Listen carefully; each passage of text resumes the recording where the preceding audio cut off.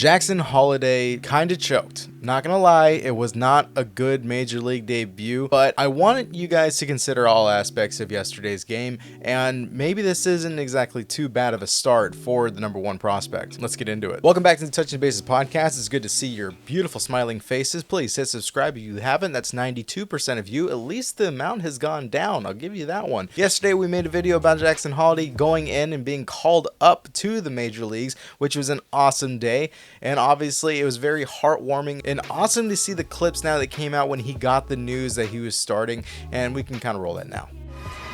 Jax, what's up, brother? What's up? At first, I just want to commend you for how you've gone about your business down here, dude. Like, that's not easy to do. You kind of carry yourself with a chip on your shoulder, and I think these guys, they notice it. All right, so keep doing what you're doing. All right, it's just a matter of time. I want you to call your dad. I want you to talk to him, and I want you to thank him for all the times that he's allowed you to come to the clubhouse, be on his pass list, you know, let you hit with the big boys. That's pretty special, and it plays into a lot of what you're about. The second thing I want you to tell him is that now it's time for him to ask permission to be on Jackson Holliday's pass list because you're going to the big leagues. Awesome.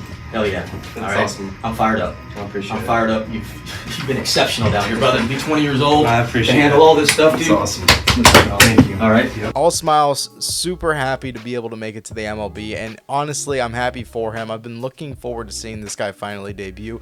Now, granted, his major league debut wasn't too good, but I want to say the nerves probably got the best of him. He's 20 years old, and he's playing in Fenway with a major star-studded roster. You're talking Gunnar Henderson. Colton Cowser's been blowing it up for his rookie year. Cedric Mullins is the veteran of the team he's been watching this last year being in the minor league system. I mean, he got drafted in 2022. Why would he not be paying attention to the guys he might potentially play with? And now he finally got his chance to. Not to mention playing in Boston, being around some of the most hardcore fans, and frankly, some of them are assholes, if I'm going to be very frank with you, but that's also the culture of baseball. They want the Red Sox to win. I get it. During his first at bat, he goes up there and unfortunately he does strike out, which it got some cheers and applause and a little bit too much, if you ask me. I think they were rooting too much against him over there in Fenway. It wasn't a major clutch moment, but getting his first major league at bat in such a historic building, I understand where the nerves are coming from, and he wants to perform and do well. There's a lot of pressure. Later on in the game, he did go out for a little blooper fly ball that was going in the right field. Now, typically when you're taught as an infielder, it's your ball until the outfielders call him off, and I think in this instance, he wasn't called off. I'm going to go with the spin of the ball, shifted to his left side, and he was able to adjust and pick it up before it dropped. So they counted it as an error on Holliday, so be the first error in his major league career, and ended up scoring a run from second base on that play. His next at bat was a ground ball to second base with a runner on first. They got the force out on second, but luckily Jackson's fast enough was able to beat it out. So he got his,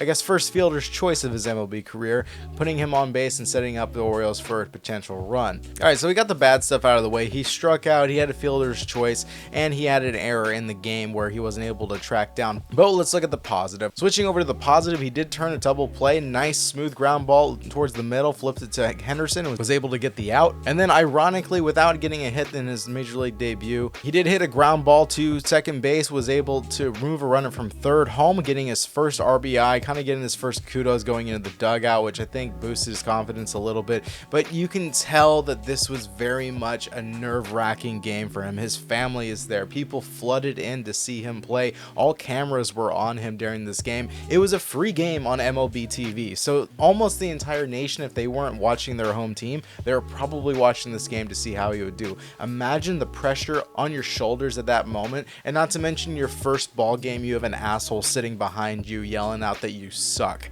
Well, yeah, I know it's the big leagues, but still, you're 20 years old and you're trying to perform the best you can with not only everybody cheering for you and knowing the pressure, but having the home team basically shit on you the entire time you're at bat.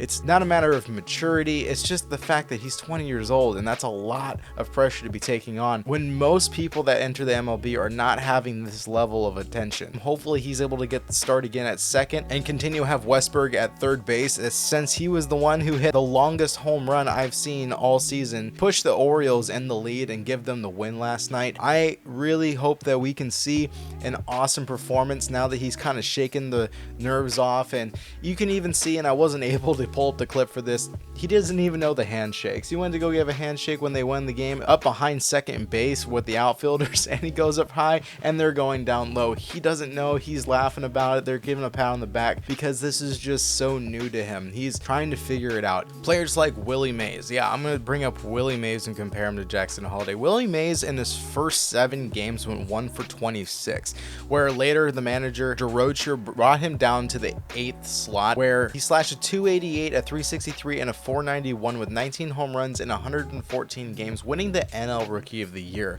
This was the first 7 games went 1 for 26, and yet he was still able to win Rookie of the Year. So I'm saying don't count him out. The greats did not always start off hot. Hank Aaron in 1954 versus the Reds went 0 for 5, and he was also barely 20 years old, playing for the Milwaukee Braves. May 29th, 1995, if you guys can guess who started their major league debut.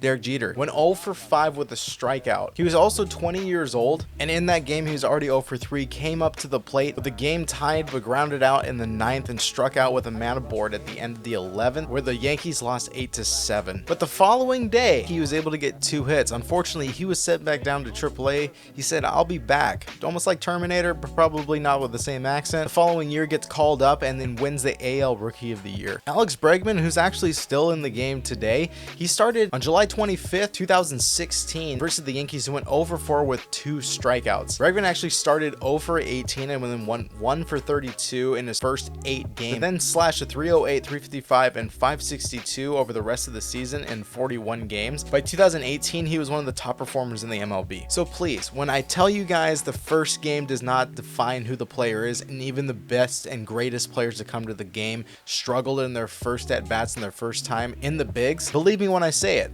Ask all these other players. So did Jackson Holliday choke on his major league debut? Yeah, he did, but nerves got the best of him. The crowd was being kind of dickish, if you ask me, and this is one of the biggest moments in his life, and not to mention going against a very good pitcher in the MLB. This was not AAA. This was not the lower end of the rotation. The Red Sox came to play. Luckily, the Orioles were able to get the win, and Jackson Holliday was able to contribute to that win. What do you guys think? Leave it down in the comments. Do you think Jackson's washed up? Do you think he's not ready yet? Do you think it was a mistake bringing him up this early? Will he get sent down and then win Rookie of the Year next year? Or is the plan to keep him up there because they still have confidence in him winning Rookie of the Year? Since White Langford is hitting in the mid 200s, there might be a chance and possibility. Like the video, subscribe if you hadn't. I'll see you guys in the next one. Later.